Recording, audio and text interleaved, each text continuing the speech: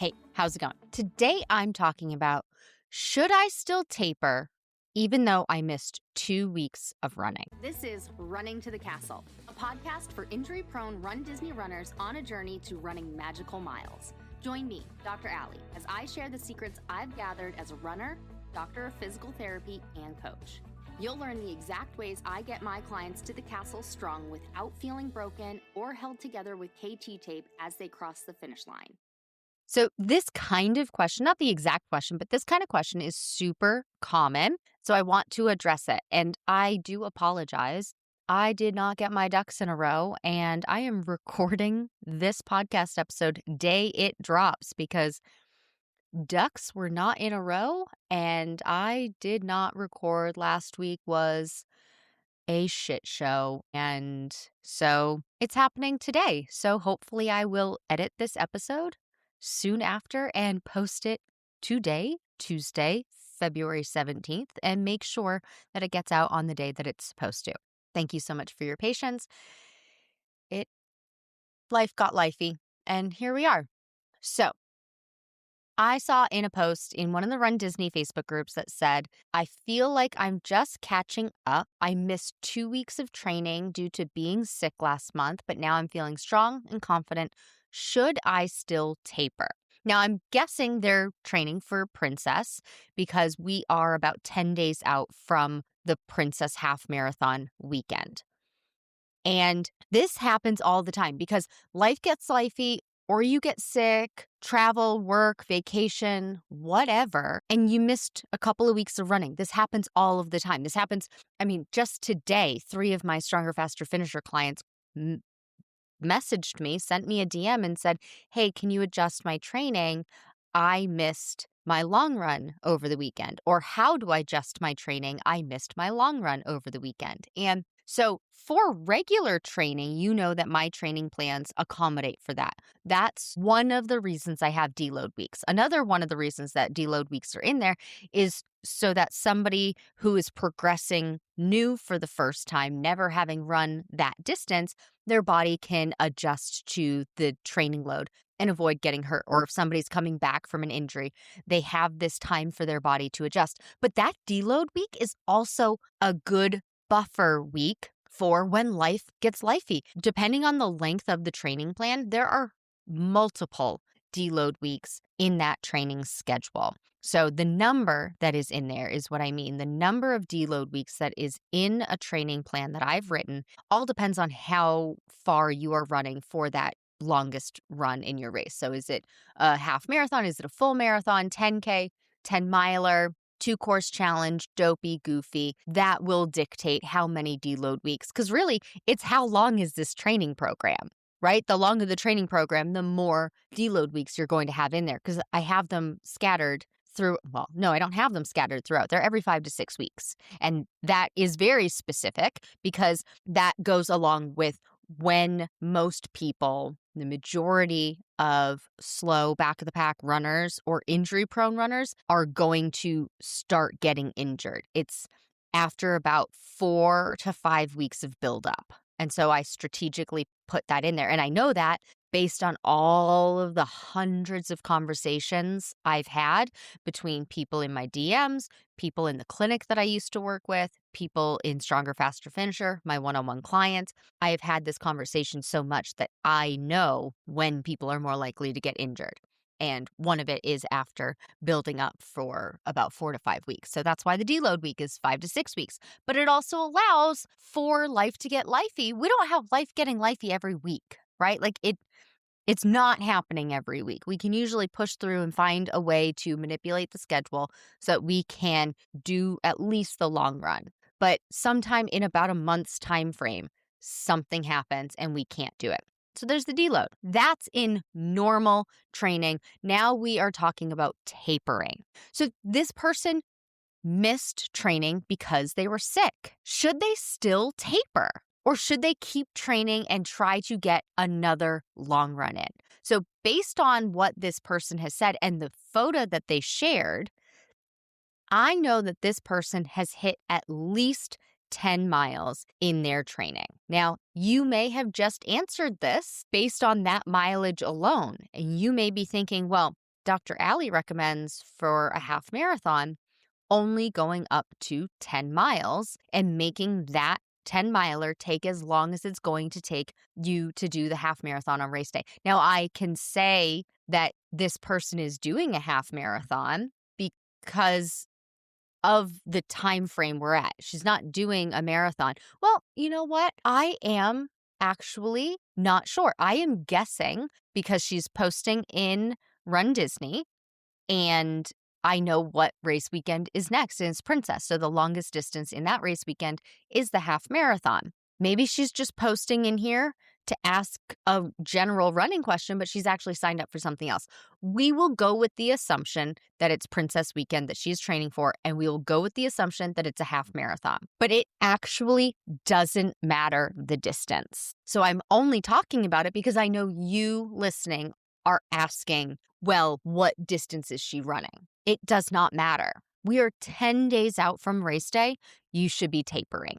The taper has less to do with how many miles you've actually run and how many times you've actually run, how many weeks off you took. And it has everything to do with how far out are you from the race? Because if you run too much too close to the race, your body doesn't have enough time to recover. So you may not get injured, but you aren't going to feel your best. Getting to the start line, definitely not feeling your best when you're getting to the finish line. That's what the taper is for. The taper is to prepare your body for race day. It is there to help you gain energy, conserve energy, so that you have as much energy as you can when you hit the start line. So taper is all about staying mobile. So you're still running, still walking, staying mobile, and eating a ton leading up to the race. Well, I mean, I guess that's more of race week, but there's overlap in that taper. But it's so that you don't overdo it a week, 10 days, 2 weeks before your race and have to recover. So this taper, part of it has to do with how long it takes muscles, ligaments, tendons to recover if they were going to recover on their own with no medical intervention. It's 10 to 14 days. 10 to 14 days. So if you've had a nagging injury, an ache, a pain, soreness, and you at least give yourself 2 weeks before your half marathon, your body could potentially deal with that ache, pain, beginning of an injury so that you feel fresh on race day. Because the physiologic process that's happening takes 10 to 14 days. I know that from my physical therapy background. And then so part of that taper is toning down the mileage, toning down the intensity, and toning down strength workouts. Because if we want that body to recover and heal anything, even if it's just healing the natural micro tearing that happens because of the activity you're training for, and it's not actually the beginning stages of an injury or anything like that, every time you add intensity, whether intensity be you're lifting heavy or you're running fast or you're running long, every time you add intensity in that way, it starts the cycle over again. It starts the clock over again of how long it takes you to fully recover from that. So if you're training for a half marathon and you are continuing to add new miles to your training and you run 10 miles up until the 1 week before the race, 7 days is not enough to fully recover from that. Could you still feel okay race morning? Yes. Yes, you could. You could still feel okay. You won't feel your best. The time is not there. You need the 10 to 14 days to recover from that, right? Like, think about it. When we talk about injury, if you've ever injured yourself, let's say you've twisted your ankle, you go to the doctor. What is the follow-up timeline? I want to see you back here in 2 weeks. That timeline is strategic and specific because they know if they don't need to do anything else, it will heal in 10 to 14 days. So when they see you in 14 days, if it's not better, they know it's not going to get better without other intervention. Same concept here. We're using the same timeline because of what's happening on the inside of your body. Now, again, I have probably confused somebody. You don't necessarily have to be injured for this timeline to apply. Because with the type of training we're doing, training for 5K, 10K, half marathon, full marathon, 10 milers, because of the intensity at which we're training for these races, you have micro tearing. You have it. That happens when you lift weights. It happens when you run far, when you run fast. Fast is subjective. See, I feel like I have to do all of these qualifiers because you listening, you're probably saying, well, I'm slow, so that doesn't apply to me. It does, because it's not fast in the sense of comparing to elite runners. It's fast comparing to yourself. We always only compare to ourselves. So if you're trying to go faster, even just on a 45-minute speed workout, that's still faster. It's intensity. Or you might be saying, well, I'm only training for a 10K, but that's the distance you train for, right? Like that's a lot to your body because you haven't done 10 miles, 13.1 miles, 26.2 miles. 10K, 6.2 miles is a lot for your body.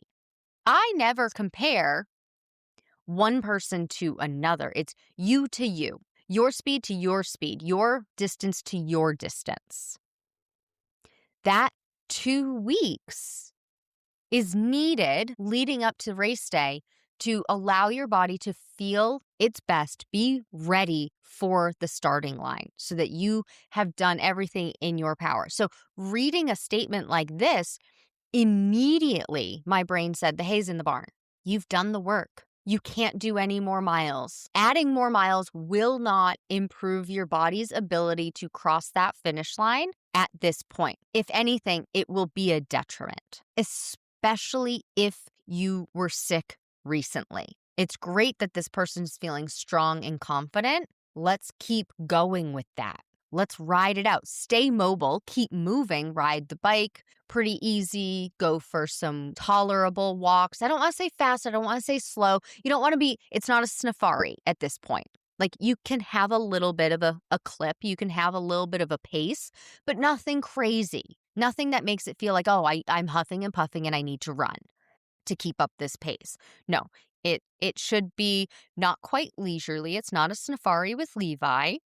But it's not, I gotta go to the bathroom and I need to get there, right? Like somewhere in between. But you need that timeline for tapering to feel your best. So please trust the taper. It is in your best interest to take that whole taper time. Please take what you've learned in this episode and use it to adjust your strategy for your RunDisney race training. It's not about doing more. It's about doing the right things in the right balance so you can finish strong, not broken. And if you want personalized guidance specific to your race, your injury history, your running background, and your goals, that's exactly what we do inside Stronger, Faster, Finisher. You'll get step-by-step instructions and a proven system to help you train smarter from start to finish. Join the waitlist today to be the first to know when it opens next. That's all for now. Talk to you soon.